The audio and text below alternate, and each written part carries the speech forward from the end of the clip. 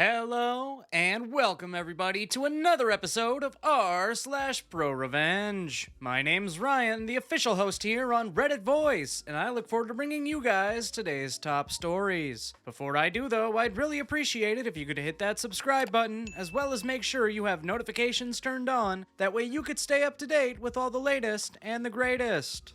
You're not giving me an ETA for a fix? I'll flood your ticketing system. This happened around 2012. Back then, I used to live in Southern Europe, one of the Mediterranean countries. I was a university student in a remote, rural place. I had just moved to a new apartment, and naturally, my first order of business was to make sure that I have a running internet connection. The problem was that due to the place I was living in being so remote, there was only one ISP provider available. You don't like the provider? Too bad. Anyway, I signed the necessary paperwork in time, moved to the new place, and set up the router and all, and thankfully my connection is fine. That is, until day 3 or 4 when, out of nowhere, my internet connection dies, but my phone line was working normally. Okay, no problem. I'll call the ISP to open a ticket. The representative tells me that they'll get back to me soon. A few days pass and I get nothing, so I decide to call him again. The representative tells me that they're still investigating the problem and that they will get back to me soon. Now, this is the point where I'm starting to get frustrated. I know the internet in the area is fine. In fact, my next door neighbor's internet connection is great, so the problem must be something that's easily fixable, right? Wrong. A week has passed and I call them again. This time, the representative tells me that they've investigated the issue and the problem is officially of unknown origin, which means they can't give me an ETA for the fix. I hang up the phone, feeling sad and perplexed. As I contemplate my internetless existence, the representative's words echo in my mind. Unknown origin. We cannot give you an ETA. Slowly, my sadness transforms into denial. How is this possible? My phone connection still works, so the line is still there, and I know for a fact that everyone in the area has a stable connection. This must be a simple bug that's easily fixable. This can only mean one thing. Some motherfucker has not been doing his job correctly. The denial becomes anger. How dare they tell me that they can't give me an ETA? This should be illegal. What if my job depends on my internet connection? Not to mention that internet access is a basic human right. They're denying me my rights by not giving me an ETA. At this point, the issue stops being the internet connection. It's about the principle of the matter. As a human being and a customer, I am entitled to an ETA. I call the ISP again and I try to explain my flawless reasoning. No luck. The poor representative who listens to my rant tells me that the only thing I can do is open a new ticket. Shocked by my inability to define my fate, I accept his offer and hang up. And then, a magnificent idea is born. Since the only thing that I can do is open a new ticket, then this is exactly what I'm going to do. From that point on, I was calling my ISP provider 2 to 5 times per day. Each time, I was telling the representative the same thing. This is what has happened. I know there are multiple tickets with my name on them already, but I want you to open a new one. Most of the representatives were pretty amused by my story. Everyone complied. A month later, yes, a month passed without the issue being fixed. I get a call from the regional tech executive of the ISP. The call goes like this. You must stop opening tickets. You're flooding our ticketing system. At first, I was shocked at how aggressive the executive was. He was clearly one step away from starting to call me names, and I knew that the only reason this didn't happen was that these calls are being recorded. And then my shock transformed into a visible, glorious erection. You see, my friends, this is the point when I realized that I was winning. Well, are you going to give me an ETA for a fix? We can't give you an ETA. The problem is of an unknown origin. Then I guess I'll keep opening tickets. Hangs up. To cut a long story short, this exchange renewed my passion for crushing the souls of those who have wronged me, so I kept opening the tickets at the same pace for another 30 to 40 days. I estimate that in the course of the total 70 days that this lasted, I must have opened more than 250 tickets. One day my phone rings, I pick it up and it's an ISP representative who tells me this. Mr. Lexmeat, this you? Your problem has been solved. Everyone at ISP is talking about you. Indeed, on that day, my internet connection was back. The cool part about this, however, was that I had internet all along. Remember my next door neighbor? She was kind enough to let me know her Wi-Fi password since day one.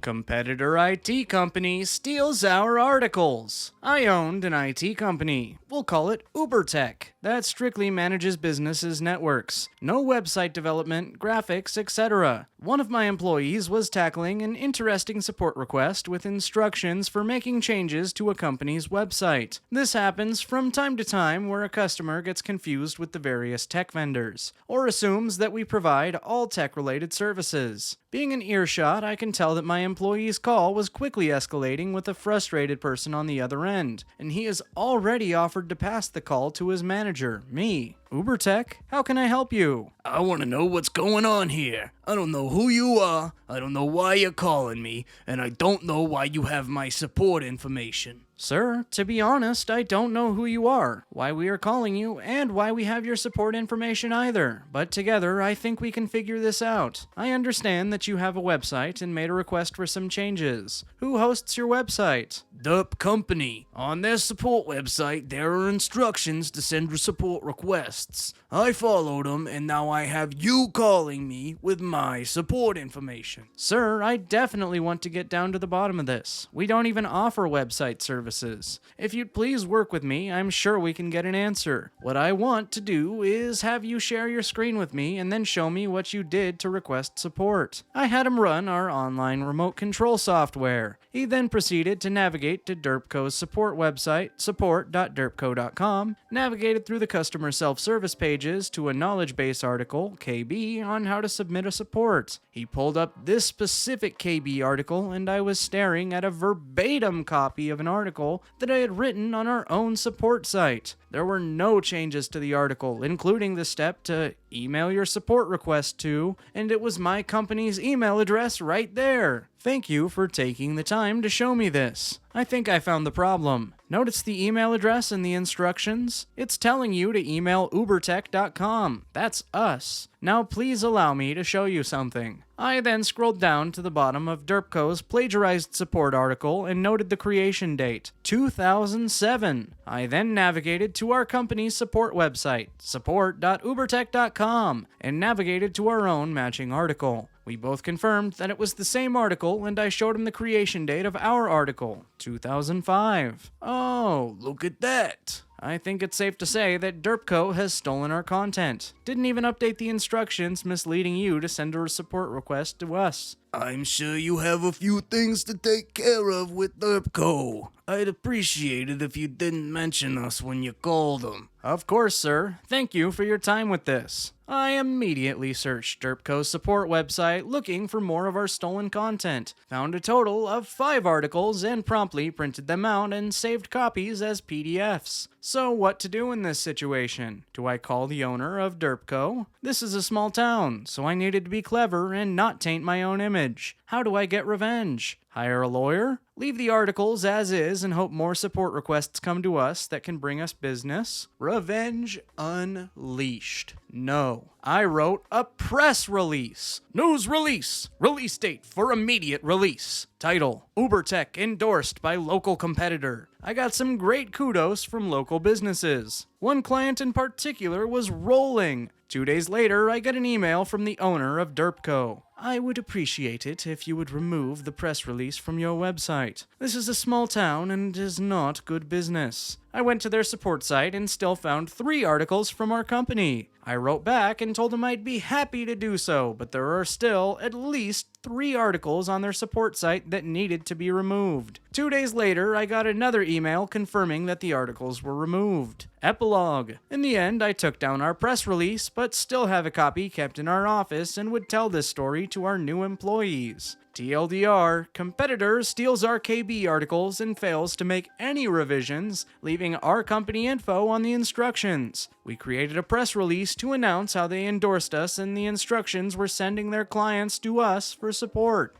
I catfished a former boss to get paid. I used to work for a married couple, Billy, 52, and Gigi, 44, who owned a business services/public relations agency. It lasted, more or less, for a year. They seemed nice and humble, but in reality, they were shady and untruthful. The company began to falter because of poor management and zero intention to prioritize. Billy was your baby-faced, next-door neighbor type. He looked about 10 years younger and had a kind smile. He was soft-spoken and had an artistic and creative flair to him. Gigi looked matronly with a Mother Earth incarnate attitude towards her children. She prided herself on being ruthless when it came to giving her family only the best. She could be really nice when she wanted to, but I found out early on that she was 100% about gossip and being two-faced. The company's constant changes were a red flag. They went from business services plus PR agency to IT provider to a business incubator to indie beer partners. What I'm trying to say is that they tried to dip their donut on everyone's coffee, figuratively. Some of us had no real way to escape. The lady working next to me was already 67 years old and scared that no one would hire her. I wasn't in a great place either. We were 8 employees in total. They wouldn't lay anyone off because they believed that the employee should quit. They paid us only a portion of our salaries, incomplete weekly payments. Employees would run for the hills once they found a better job. Some of us were stuck. It was horrible. Then they would pay the normal rate for a month and then do it again. They never cut down on their luxury expenses, so the wife would post her shopping sprees or arrive in a new car like it was nothing. Zero empathy, very insensitive. The husband was obsessed with making it big time, so much that he sometimes failed to see an opportunity right in front of him. He said he was Coca-Cola's brand manager. I swear I looked it up and could never find any reference. Gigi had a display full of small local magazines, mostly about design and architecture. They were very proud to be a team member, but in reality, they just helped him print 2 issues. They wanted big business only, but in the meantime looked down upon tangible potential clients, like the young Latino couple who showed up trying to learn more about the services. They seemed lost because they wanted someone to help them set up a coffee business and had no idea how it was done. I talked to them and helped them into the waiting room. They even showed up with their baby in a stroller. That means they must have driven by and decided to come in. An impulsive client should be retained. The guy said his grandpa had a farm and he wanted to create an import/exports company. Once Billy showed up, he listened for a bit, then kind of gave them a kind and abrupt dismissal. That was a dick move because that couple opened their business with someone else and even have a Facebook page. It could have been Billy. Billy lined his office walls with posters of Steve Jobs and Elon Musk. His wife, the chief enabling officer, put up signs on each room. The main employee area was the machine room. Billy's office was the chamber. The conference room was a meeting of the minds. Every time an employee disagreed with Billy during a brainstorming session, Gigi would call them aside and tell them that, Billy is your boss. You need to know that he's brilliant and a genius. I want you to have a taste of that success. I experienced that firsthand. I also hated brainstorming because that was never on my job description. They just wanted to pick everyone's brains. In the meantime, we had to see the Pandora jewelry, the expensive makeovers for their daughters, and the weekend at the spa updates on Facebook. Gigi's captions were usually about rewarding herself after a hard week, or because she deserved it. Oh, and I'd like to mention that they brought in the social guru phrases about emotional direction. So if an employee ever got angry, Gigi would tell you, remember, the ones who get angry are the ones who end up losing. For anyone who's been in this situation, you may understand how painful it can be. You can't leave the job because you have no other job waiting for you. And as pathetic as it may sound to some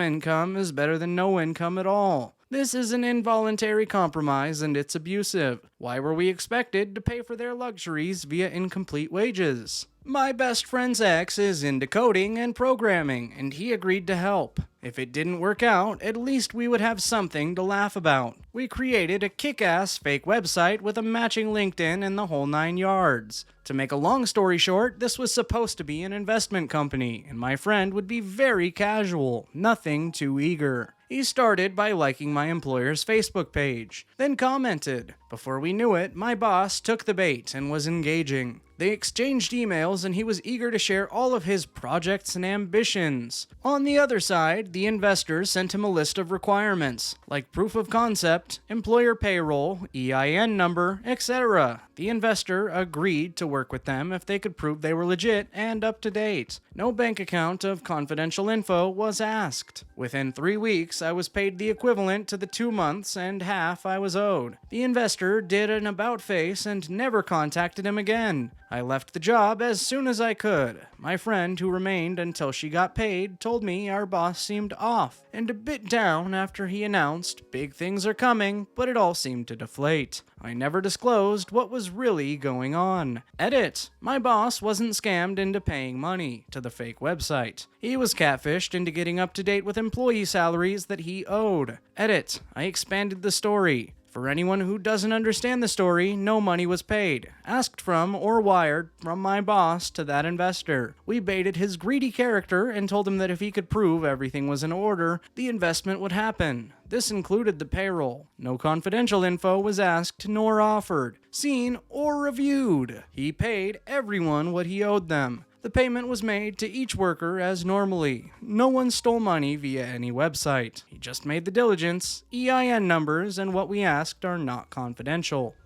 And there you have it, folks, the end of our epic tales of malicious compliance. If you liked the video, be sure to leave a like on it, as well as subscribe with notifications turned on. That way you could stay up to date with all the latest and the greatest. As always, my name's Ryan, the official host here on Reddit Voice, and I look forward to seeing you guys in the next video.